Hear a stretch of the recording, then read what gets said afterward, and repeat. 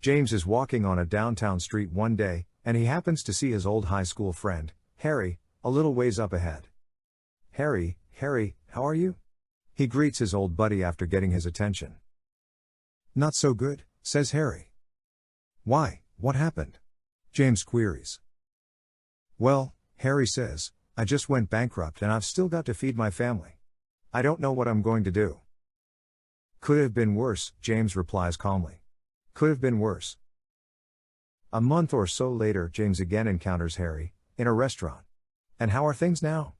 He asks. Terrible, says Harry.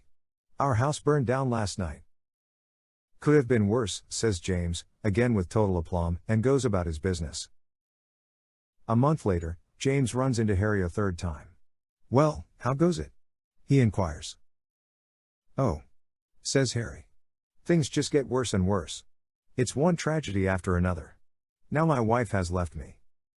Harry nods his head and gives his usual optimistic seeming little smile, accompanied by his usual words, could have been worse. This time, Harry grabs James by the shoulders. Wait a minute, he says. I'm not gonna let you off so easy this time. 3 times in the past few months we've run into one another, and every time I've told you the latest disaster in my life.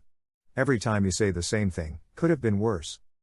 This time, for God's sake, Harry, I want you to tell me, how in heaven's name could it have been any worse? James looks at Harry with the same little wisp of a smile.